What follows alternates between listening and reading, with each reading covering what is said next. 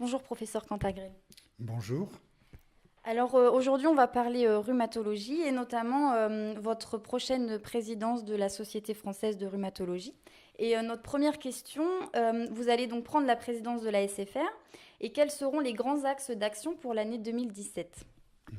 Alors, tout d'abord, je voudrais en quelques mots présenter la Société française de rhumatologie, qui est une société qui existe depuis maintenant de très nombreuses années, qui est très dynamique, dans laquelle il y a une atmosphère qui est tout à fait excellente. Et je vais faire suite à la présidence du professeur Francis Berenbaum et du professeur Wendling, qui ont déjà engagé tout un tas d'actions, tout un tas de projets. Et la première chose, c'est la continuité de ce qu'on a mis en place. Alors, la Société française de rhumatologie réunit aujourd'hui plus de 2000 adhérents, on a passé les 2000 adhérents, et est surtout une société axée sur la communication et la science. Nos objectifs sont la recherche et la mise à disposition de moyens financiers, surtout pour les plus jeunes et pour l'ensemble des équipes de recherche en France. On a des actions phares chaque année, en particulier le congrès français de rhumatologie qui se tient annuellement maintenant en décembre et qui réunit 2 à 3 000 participants chaque année, participants francophones. C'est le premier congrès francophone de rhumatologie et c'est le troisième congrès de rhumatologie au monde. Donc vraiment, on a un impact qui est très important et ce congrès est pour nous une source de financement importante qui ensuite va être redistribuée au fil de l'année. On a d'autres manifestations, mais beaucoup moins importantes que le Congrès français, qui est vraiment notre domaine phare. On a une revue savante associée à notre société française qui s'appelle Joint Bone Spine pour la version anglaise. Elle est bilingue, elle existe également en français et elle s'appelle la Revue de rhumatologie. Voilà. Et on alimente tout ceci de manière régulière. Alors, nos actions sont multiples. Alors tout d'abord, je l'ai dit, c'est la recherche et on a une distribution de fonds qui est relativement conséquente suivant les années en fonction des rentrées, ce qui est de l'ordre de 500 000 à 1 million d'euros par an distribués sur des projets de recherche avec un comité scientifique qui travaille chaque année sur une masse assez conséquente de projets. On a lancé un grand projet l'année dernière sous la décision et l'énergie de Francis Berenbaum. Euh, ensuite, on a des actions pour faire connaître le rhumatisme. Et là aussi, Francis Berenbaum a monté une manifestation annuelle qui s'appelle Ensemble contre les rhumatismes, en partenariat avec l'INSERM, et qui est calqué sur, enfin, qui se déroule le jour de l'Arthritis Day, qui est maintenant un jour international sur les rhumatismes. Donc chaque année, il y a cette manifestation qui se déroule à l'automne. Nos actions, c'est également un site web accessible aux rhumatologues d'une part, mais également aux patients, avec des informations pour les patients qui sont tout à fait pertinentes et conséquentes dans les grands domaines de la rhumatologie, que sont bien sûr les rhumatismes inflammatoires, mais également l'arthrose, l'ostéoporose, la lombalgie. Euh, voilà. Il y a tout un tas de groupes thématiques qui travaillent ensuite tout au long de l'année, que ce soit pour émettre des recommandations, pour faciliter la prise en charge. Alors, il y a le groupe sur l'épaule, il y a le groupe sur le rachis, il y a le groupe sur la douleur, il y a le groupe sur les gestes techniques, il y a le groupe sur l'échographie. Tous ces groupes travaillent tout au long de l'année. Bien sûr, le groupe sur les rhumatismes inflammatoires qui a participé à l'édition des recommandations, ce qui est tout à fait important. Et puis après, on a tout un tas d'actions pour les jeunes. Les jeunes en formation, les internes, avec un accès gratuit au congrès, avec des bourses de mobilité pour les congrès internationaux, pour la possibilité d'avoir des mobilités à l'étranger en fin d'internat. Euh, voilà, c'est tout ça, la Société française de rhumatologie. Alors, moi, mon objectif sur les 2 ans à venir, pendant lesquels je serai président, ça va être bien sûr de poursuivre tout ce qui est engagé, de poursuivre la dynamique de mes prédécesseurs, en sachant que je ne travaille pas seul, bien sûr.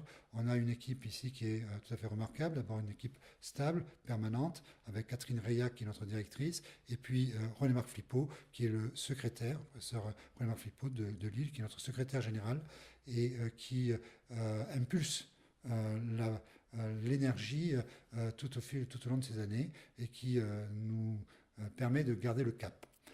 Ce que je voudrais apporter en plus cette année, ou ces 2 ans, c'est essayer de rapprocher vraiment le monde libéral du monde universitaire, de rapprocher la rhumatologie de ville de la rhumatologie hospitalière à travers des outils de communication, des outils de partage de données de patients qui peut-être pourraient constituer une base nationale. Donc on a commencé à travailler là-dessus et j'ose espérer qu'avec les outils modernes de communication, avec la place d'Internet aujourd'hui, avec tous ces réseaux qui se forment, on pourra arriver à développer cette communication ville-hôpital. Ouais, la renforcer. D'accord. Et si vous deviez motiver les étudiants en médecine à se spécialiser en rhumatologie, qu'est-ce que vous leur diriez? Quel serait votre argument? Alors, tout d'abord, je n'ai pas besoin de les motiver, ils sont motivés. Quand on voit la place au sein de l'ECN des étudiants qui choisissent en rhumatologie, c'est une discipline qui part en général assez vite. Pour dire que l'image de la rhumatologie est aujourd'hui une bonne image. En fait, l'image, elle a bénéficié surtout des progrès thérapeutiques. Et ça, c'est quelque chose d'extraordinaire depuis maintenant une vingtaine d'années. Ça a été l'explosion des biothérapies et la modernité de notre discipline. Alors, il est évident que notre discipline est assez hétérogène. Ce que je veux dire par là, c'est qu'on a un domaine qui est phare, il faut le reconnaître, c'est les rhumatismes inflammatoires. La polyarthrite rhumatoïde, la spondylarthrite ankylosante ou les spondyloarthrites, le rhumatisme psoriasique, qui est le domaine d'innovation qui a fait l'attraction de la discipline. Et puis on a des domaines qui paraissent un peu moins attractifs. Je dis qu'ils paraissent parce que c'est peut-être une fausse image. Je pense à l'arthrose. Je pense que si le professeur Francis Berenbaum m'entendait parler, il ne serait pas très content parce qu'il est un spécialiste de l'arthrose qui pour l'instant n'a pas bénéficié des progrès thérapeutiques de la polyarthrite rhumatoïde. Mais on sent que c'est en train d'arriver. Et on évalue par exemple en ce moment la thérapie cellulaire dans le domaine de l'arthrose. Pour dire que vraiment la rhumatologie est une discipline très très dynamique. Et je crois que ça, c'est intéressant pour les jeunes. On a développé aujourd'hui les gestes techniques, c'est-à-dire qu'on a vraiment implanté et développé sous l'action du professeur Pierre Bourgeois il y a quelques années maintenant, l'échographie articulaire, qui est devenue un outil du rhumatologue. Donc on n'est pas que des intellectuels qui réfléchissons, on est aussi, quelque part, des médecins qui ont des actes techniques, que ce soit les gestes sous scopie, les gestes sous échographie, et ça rend aussi, ça participe à l'attractivité de la discipline. Donc je crois qu'on a une discipline qui est très porteuse, avec une démographie médicale qui est, comme dans toutes les disciplines aujourd'hui, est assez favorable aux jeunes, c'est-à-dire qu'il y a de la place pour s'installer. D'accord. Constatez-vous une amélioration du dépistage précoce de la polyarthrite rhumatoïde? Alors là, vous voyez que vous ciblez d'entrée sur le domaine le plus attractif de la discipline, la polyarthrite rhumatoïde. Et c'est vrai que la polyarthrite rhumatoïde est devenue un symbole de l'immunologie. Beaucoup des progrès viennent de l'étude de l'inflammation et de l'auto-immunité dans la polyarthrite rhumatoïde. Alors oui, on a nettement progressé, c'est évident, et ceci, on le doit à tout un tas de paramètres. Tout d'abord, l'arrivée des biothérapies qui a permis aux industriels, les industriels ont une place dans ce domaine-là, de communiquer avec nous et de nous amener à communiquer. Donc il y a eu une communication très importante entre le domaine de la rhumatologie vers les médecins généralistes qui ont compris qu'il y avait enfin des choses qui bougeaient en rhumatologie et que la rhumatologie ne se résumait pas aux anti-inflammatoires et à la cortisone. Donc à partir de là, on a pu construire des stratégies thérapeutiques et on a pu faire comprendre aux médecins généralistes qu'il fallait référer tous les patients parce qu'il fallait qu'on soit dans la prévention de la destruction et non plus dans le traitement de la destruction. Et ça a été compris du milieu médical et aujourd'hui, la plupart des patients nous sont référés beaucoup plus tôt que ce qu'ils étaient auparavant. Donc une prise en charge beaucoup plus précoce et une prise en charge beaucoup plus efficace.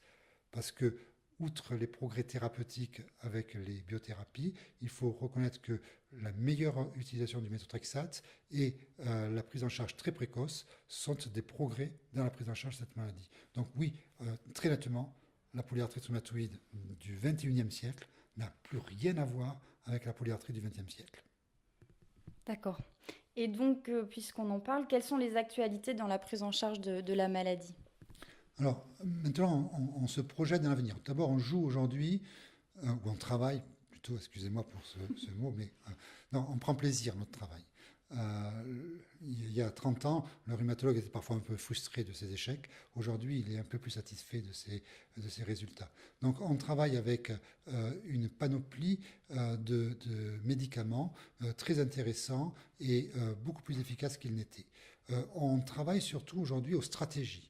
Donc aujourd'hui, face à l'ensemble des agents biologiques que l'on a, un des premiers objectifs va être de déterminer quelle est la biothérapie utile à un patient donné, la médecine personnalisée.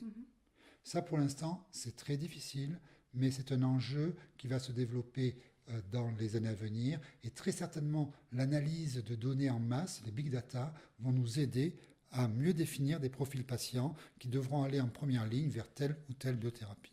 Donc ça, c'est quelque chose qui commence à prendre forme et dont on commence à parler. Ensuite, on a encore des progrès thérapeutiques. On a encore de nouvelles cibles de biothérapie qui viennent renforcer nos outils. Et en particulier, aujourd'hui, ce sont surtout les inhibiteurs de l'interleukine 17, mais non pas dans la polyarthrite rhumatoïde, mais dans les spondyloarthrites. Et puis, on a des inhibiteurs des voies de signalisation. Et en particulier, on a les inhibiteurs de JAK, de JAK1, JAK2, JAK3, et de TIC, qui sont en train d'arriver sur le marché, qui devraient arriver fin 2017 ou 2018, et qui sont pour nous encore un progrès supplémentaire. Donc voilà, aujourd'hui, on a des anti-TNF-alpha, la possibilité d'inhiber l'activation du lymphocyte T, la possibilité d'inhiber le lymphocyte B, la possibilité d'inhiber l'interleukine 6, la possibilité d'inhiber l'interleukine 1. Donc vous voyez une multitude de facettes qui complexifient un peu notre travail, ça il faut le reconnaître, mais il le complexifie avec plaisir parce qu'il y a une vraie réflexion derrière et il y a des stratégies à définir pour optimiser nos outils qui, il faut le reconnaître, ont modifié également le côté médico-économique, puisque ce sont des outils chers, mais on aura à cœur de les utiliser de la meilleure façon et de la façon la plus rapide, de façon à mieux protéger le patient. Donc voilà, tout ce qui se profile, c'est énorme et les jeunes n'ont aucun souci à se faire, il faut qu'ils s'engagent en rhumatologie. Je vous remercie. Avec plaisir.